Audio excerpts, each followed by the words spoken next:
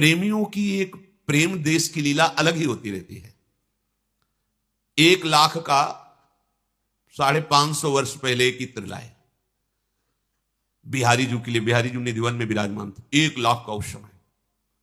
कहां है स्वामी जी, पता लगाया तो स्वामी जी यमुना किनारे विराजमान थे। स्वामी श्री हरिदास जी महाराज नजदीक गए और पात्र रख दिया। स्वामी जी महाराज ये इत्र है, 1 लाख का है, और इत्र का रूह है जैसे पुष्प का निकला हुआ सीधा, उसमें कुछ मिलावट नहीं। जैसे तिल का तेल या चंदन का तेल आदि मिलाकर उसे विस्तृत करते, वो केवल रूह है, बहुत ही खुशबू सार पुष्प का।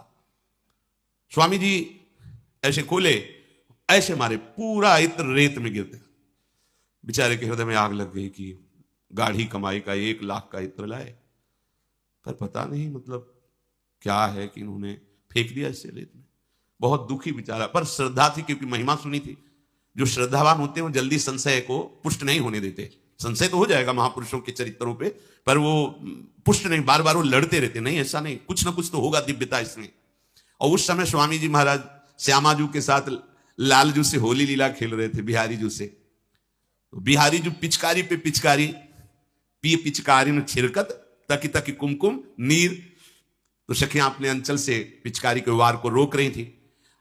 अब उसी समय ललिताजू के रूप में स्वामी जी श्यामाजू के साथ है, और इसने इत्र दिया तो तत्काल वो इत्र खोल करके बिहारी जू के ऊपर पूरा डाल दिया। अब इत्र एकदम गिरा तो आग जपी, इतने सब सखियों ने उन्हें घेर लिया, पकड़ लिया, तालियां बजी, श्यामाजू की जय। अब स्वामी जी जब आंख खोले तो देखा वो बेचारा उदास खड़ा, तो उनका भैया निधिवन गए हो, निधिवन जाओ बिहारी जू के दर्शन करो जाके। आ खड़े क्या कर रहे? आज्ञा हुई। श्रद्धावान न होता तो काहे को आया था? निधिवन में जो ही प्रवेश किया तो जो इत्र लाया था उसी की खुशबू। और जब गए तो बिहारी जो सराबोर उसी इत्र से वो समझ पे हो, वो रेत में नहीं गिरा था, देखने में तो रेत में गिरा, वो बिहारी जी में। ये जो प्रेम की लीलाएं, प्रेम की बातें हैं, ये बड़ी विचित्र होती है। प्रेमियों का हृदय जाना नहीं जा सकता है। महाप्रभु चैतन्य देव तीर्थ यात्रा में जब भ्रमण कर रहे थे तो एक वैष्णव आए, ऐसे लग रहे थे कि जैसे ये किसी और देश में रहते हैं। एक विक्षिप्त से बावरो शोरस में फिरे खोजत नेह की बात। महाप्रभु तो प्रेमावतार हैं। दृष्टि पड़ी, देख के समझ गए कि बहुत ऊंची स्थिति के महात्मा है। गृहस्थ थे, आए बड़ी दैन्यता से कहा, प्रभु जब आप पधारे ही हैं तो घर पधारिए और भोग आरोगिए। हाँ हाँ, महाप्रभु ने कहा, अहो भाग्य प्रभु, मुझ दीनहीन को पावन करने के लिए आपने स्वीकार कर लिया। प्रभु यही पास में गली में कुटिया है, कल 11 बजे आप पधारो, हम ही अकेले रहते, उस समय भोग आपको पवाएंगे। महाप्रभु ने कृष्णदास जी साथ थे, उनसे कुटिया दे, और 10 बजे पहुंच गए। जब पहुंचे तो रोने की आवाज आ रही थी कुटिया से। पहली दृष्टि में तो महाप्रभु कोई आश्चर्य नहीं हुआ कि यह आवाज रोने की क्यों है, क्योंकि वो खुद हर समय व्याकुलता पूर्वक हा कृष्ण हा प्राणनाथ पुकारते रहते, अश्रुधारा चलती रहती। अंदर गए तो खंभा में ऐसे लगे हुए वो चिल्ला चिल्ला के रो रहे थे। महाप्रभु नजदीक गए और बहुत गंभीर मुद्रा में कहा कि प्रभु आपको किस प्रकार का दुख है, क्या बात है? आंख खुला, देखा महाप्रभु आए, रो बड़ा बड़ी जोर से और कहा, हमारी माता सीता को रावण स्पर्श कैसे कर लिया, और व्याकुल होकर उशियाराम के भगत। महाप्रभु बैठ गए, जैसे बालक को दुलार करते हैं, ऐसे दुलार करते हुए कहा, तुम्हें शायद ये पता नहीं है, सीता जी अग्नि की गोद में विराजमान हो गई थी और छाया सीता का अपहरण रूपी लीला हुई। वास्तविक सीता माता तो अग्नि की गोद में विराजमान थी। नहीं नहीं, रावण ने स्पर्श कैसे कर लिया? हा माता। और महाप्रभु गए, लिखित ग्रंथ लाए, उसे दिखाया कि देखो इसमें लिखा है, तब संतोष हुआ। फिर कहा महाप्रभु से, विराजो अब हम भोग बुला रहे, जो भी खिचड़ी आदि बुलाया। प्रेमियों की एक अलग वृत्ति होती है जिसको आप बाहर से नहीं पहचान सकते। भ्रमण करते हुए जा रहे थे तो एक वृक्ष के नीचे एक भगत बैठे, गीता जी खोले और दहाड़ मार के रो रहे थे। महाप्रभु ने कहा, गीता में ऐसी कोई भावुकता वाले प्रसंग तो है नहीं, करुणा वाला, कि बहुत ऐसा करुणा का कथा का प्रसंग है कि जिसमें उपासक ऐसा, वो तो सिद्धांतों का वर्णन है, प्रेम के भी सिद्धांतों का वर्णन है। नजदीक गए, बैठ गए, वैसे गीता जी लिए और ऐसे खोले, बस रोता ही चला जा रहा था ऐसे। महाप्रभु ने झांक के देखा तो उसमें एक छवि रखी ली, हाथ में चाबुक है, लगाम है घोड़े की, और अर्जुन जी धनुष प्रत्यंचा खींचे हुए खड़े हैं और भगवान सारथी बने हैं। छवि को देखकर महाप्रभु ने कहा, आप क्यों रो रहे हैं इतना? बोले, इतने करुणाशील प्रभु, कहां भगवान कृष्णचंद्र जी सारथी बन करके अर्जुन के रथ हाँक रहे हैं, कितने कृपा, और चिल्ला चिल्ला कर। भावुक हृदय का खेल ही अलग होता है। वहां ये ज्ञान विज्ञान सिद्धांत सब एक कोने में धरा रहता है।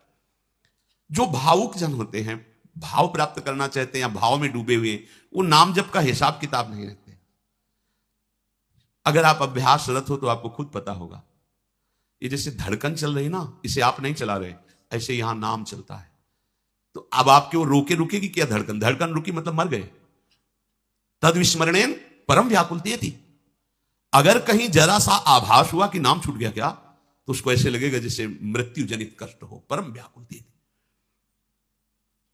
ऐसे प्रेमी उपासक का रात दिन नाम पहरा देता है। नाम पहारू दिवस निशि ध्यान तुम्हार कपार। रात दिन नाम का पहरा रहता है। हृदय में प्रीतम का ध्यान, मुख में नाम। प्राण कैद रहते नहीं तो निकल के भाग जाएं प्राण, पर नाम का पहरा रहता है। इसलिए प्रेमियों की एक अलग दशा होती है। जयदेव जी को जो राजा उठा के लाए थे और सेवा आदि की थी, तो उनकी पत्नी ने प्रार्थना की कि जब महाराज यहां हैं तो उनकी पत्नी को भी, तो जयदेव जी की प्रिया पद्मावती जी को इंदु बिल्व नाम के आश्रम से लिवा लाए। तो रानी के समीप बैठी थी। कुछ ही दिन हुए थे तो सूचना गई कि रानी के भाई जो एक राजा थे वो पधार गए, तो उनकी जो अर्धांगिनी थी वो चिता में जलकर भस्म हो गई। तो पद्मावती जी से कहने लगी कि हमारी जो मातृपक्ष की बड़ा तेजस्वी, देखो ना वो सती हो गई। उनका तुमको हमने बताया कि हमारे भाई राजा थे, वो पधारे तो उनकी रानी सती हो गई, तुमने प्रशंसा क्यों नहीं की?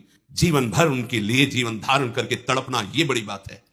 और प्रेम तो उसे कहते हैं, अगर प्राण ही निकलना है तो सुनते ही प्राण निकल जाएं। अपने प्यारे का विछोह सुना कि प्राण निकल गए।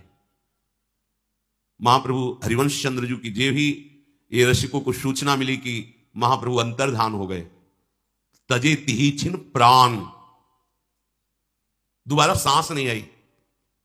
कितने ऐसे महापुरुष थे जो ही सुना कि महाप्रभु हितजू महाराज अंतर्ध्यान हो गए, तो बस जो जैसी निष्प्राण हो गए। तजे तिही छिन प्राण, समय प्राण निकल। प्राण त्यागने के लिए कोई उपाय थोड़ी करना, प्राण प्यारे अंतर्ध्यान हो गए, जो जहां वैसे ही प्राण छूट गए। प्रेम एक अलौकिक वस्तु है। जब विट्ठल विपुल देव जी ने सुना कि स्वामी जी अंतर ध्यान हो गए, उसी समय आंख में पट्टी बांध ली। ना अन्न न जल न देखना, अब बस। तो हरिराम व्यास जी को बहुत पीड़ा हुई। रास बिहारी से रास की रचना करवाई और गए और कहा चलो रास बिहारी जी आपको बुला रहे हैं, आप चलो, कृपा करके चलो। रसिकों ने, बड़े रसिकों ने जब प्रार्थना की तो विट्ठल विपुल देव जी आए रास में। रास बिहारी ने कहा देखो ना मुझे। हरिराम व्यास जी ने पीछे से पट्टी खोली, जी देखा और कहा स्वामी जी कहां है? क्योंकि ललिता स्वरूप से स्वामी जी कहां है? तो किसी के मुख से निकल गया वो तो अंतर ध्यान हो गए, फिर मेरा जीवन क्या? वही प्राण छूट गए। पद्मावती जी ने कहा प्रेम इसे कहते हैं, अपने प्यारे के वियोग की बात सुनते ही या तो प्राण निकल जाए या विषय विरह को धारण करके वो जीवन जिए, उसकी सराहना है। रानी को बहुत बुरा लगा कि हमारे भाई की पत्नी की बड़ाई ये नहीं सह सकती, क्योंकि वो इस बात से अपरिचित थी प्रेम से। तो उन्होंने कहा अच्छा, राजा से कहा हमारा सहयोग करो, मैं इनकी परीक्षा लेना चाहती हूं, आप स्वामी जी को लिवा जाए वन विहार के लिए, और वहां से सूचना भेजे सेवक के द्वारा कि स्वामी जी परम धाम को पधार गए, फिर देखते हैं इनकी हालत क्या होती है। ऐसा ही किया। सेवक भाग के आया, बहुत दुख की बात हो गई, स्वामी जी महाराज तो पधार गए, जयदेव जी नहीं, वो तो वन विहार कर रहे हैं। एकदम मुस्कुराती हुई पद्मावती जी नहीं, वो पूर्ण स्वस्थ हैं और राजा के साथ भगवत वार्ता करते हुए वन विहार कर रहे हैं। अब चुप।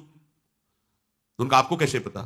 बोले जब दूर हो तो वो तो हमारे नेत्रों के सामने प्रतिपल विलसते रहते, मुझे दिखाई दे रहा है मेरे प्रीतम तुम्हारे राजा के साथ भगवत वार्ता करते हुए वन विहार कर रहे हैं।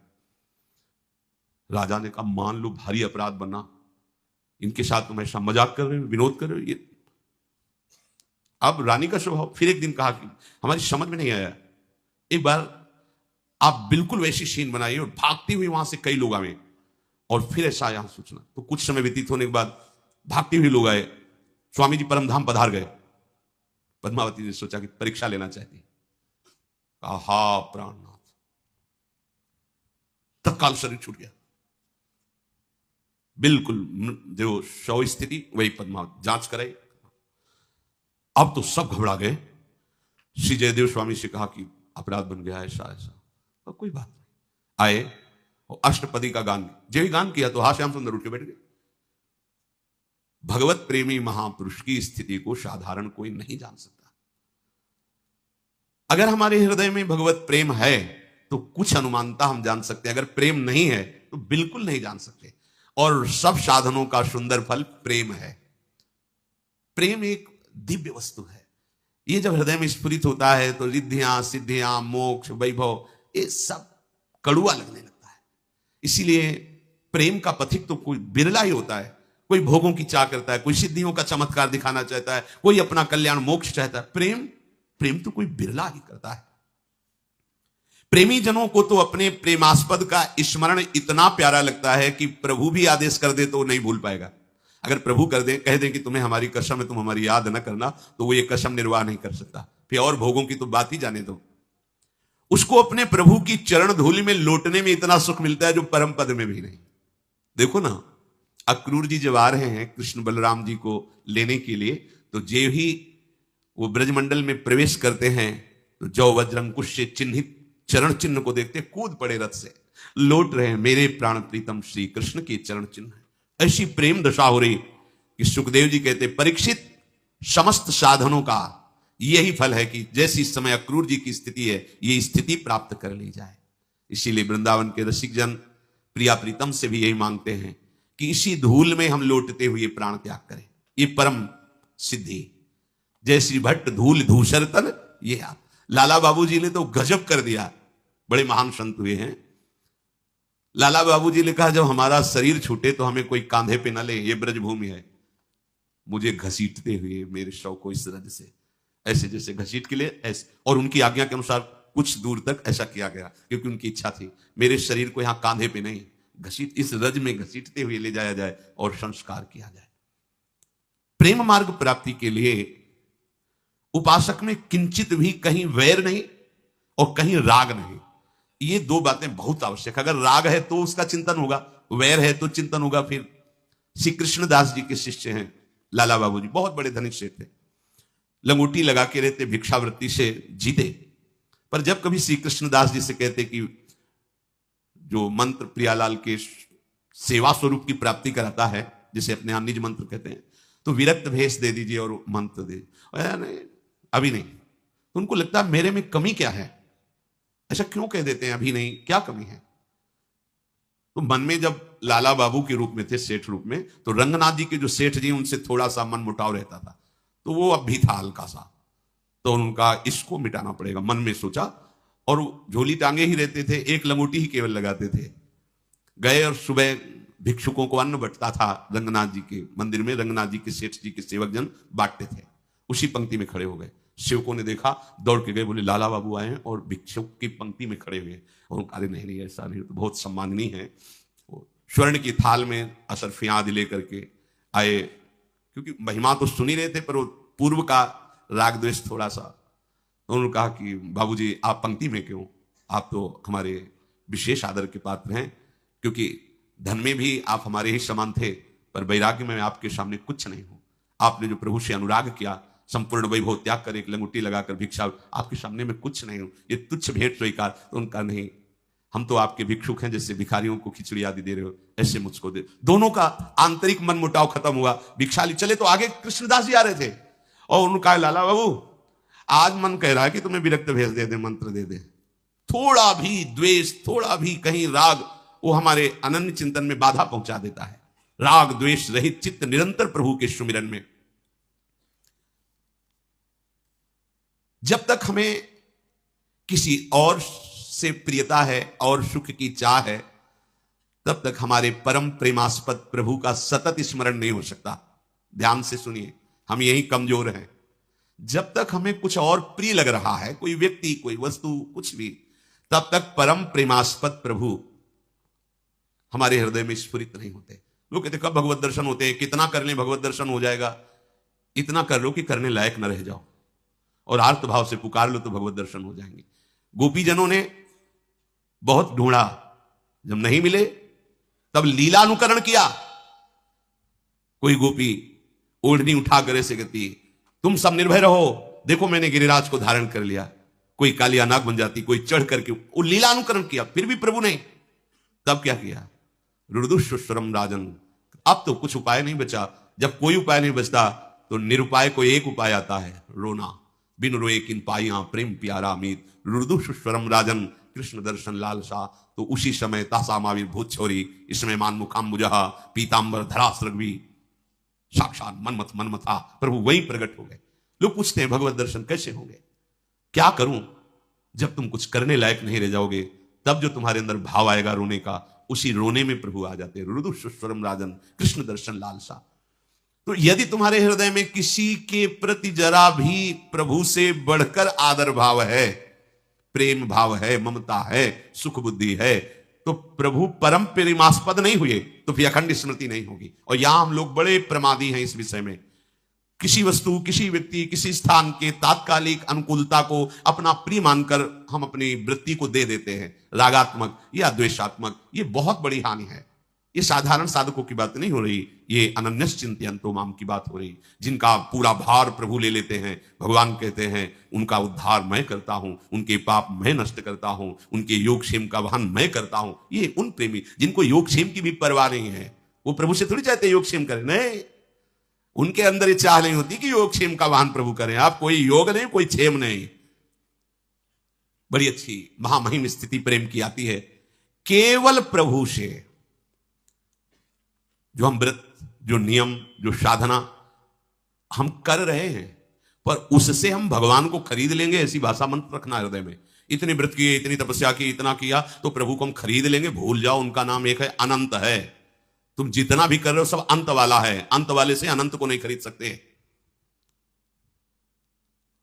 जो ना जी में प्रेम तो कीजय व्रत नेम, जब कंज मुख भूले तब संयम विषय किए। यदि तुम्हारे हृदय में प्रीतम के प्रति प्यार नहीं है तो तुम व्रत निर्वाह कर सकते हो, नेम निर्वाह कर सकते हो। यदि तुम्हारे नेत्र मुख कंज पे बिक नहीं गए हैं तो तुम संयम धारण कर सकते हो, नहीं तो नहीं। शुद्ध ही नहीं है। कौन सा वार है पता नहीं, तिथि कौन सा है पता नहीं, फिर आगे चलकर समय कितना है पता नहीं, पता नहीं कुछ रात दिवस, वो कैसे बताएं? वो बताने वाली स्थिति नहीं होती। सब व्रतों का एक ही फल है, अपने प्यारे में दीवाना हो जाना।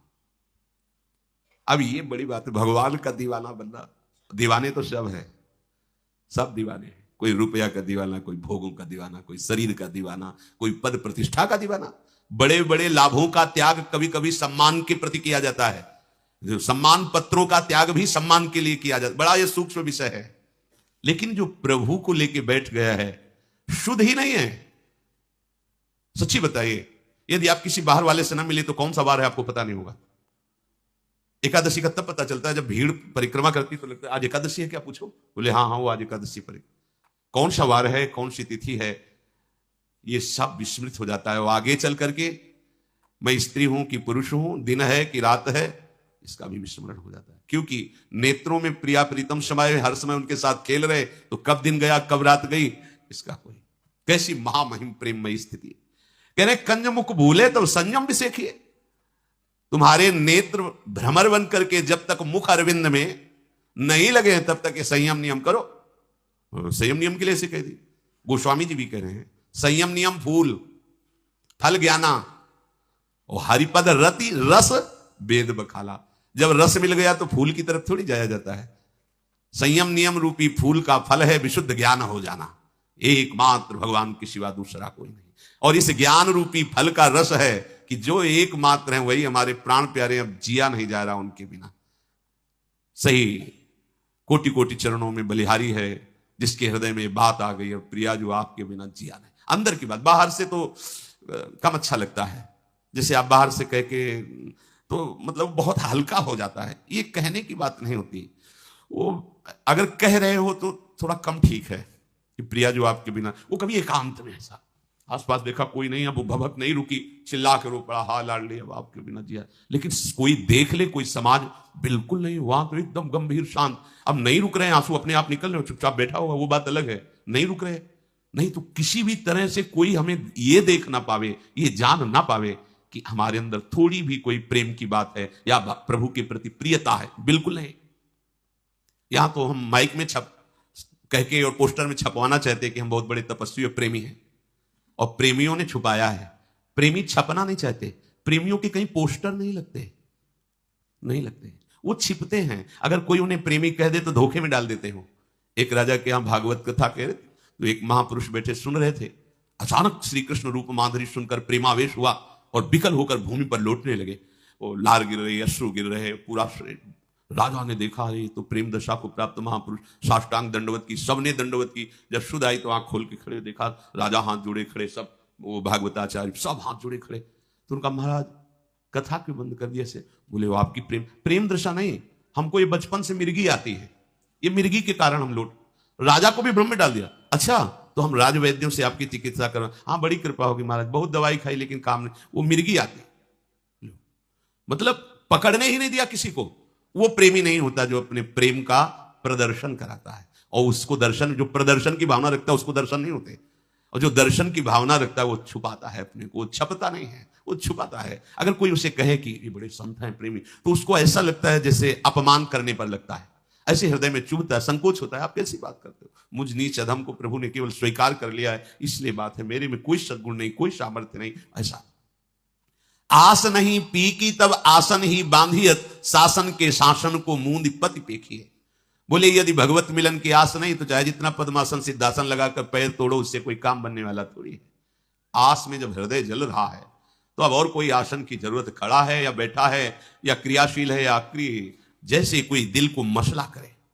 हर समय एक मीठी मीठी पीड़ा होती रहती है, जो मैं ऐसा जानती प्रीति किए दुख होए, नगर ढिंढोरा पीटती अजी प्रीति न करियो कोई। हृदय को जैसे प्रेम किसी और स्थान पर प्रहार नहीं करता, प्रेम का अधिकार केवल दिल पर होता है, और वो दिल को मसलता रहता है। ऐसी मीठी आह वो तो केवल वही जानता है जिसके हृदय में वो पीड़ा होती है दूसरा। और ये पीड़ा में इतना सुख है कि ब्रह्मा जी को भी नहीं, परमेष्टि पद में वो सुख जो प्रेमी की पीड़ा में सुख है, और जो प्रेमी के मिलन का सुख है उसकी तो बात ही जाने दो।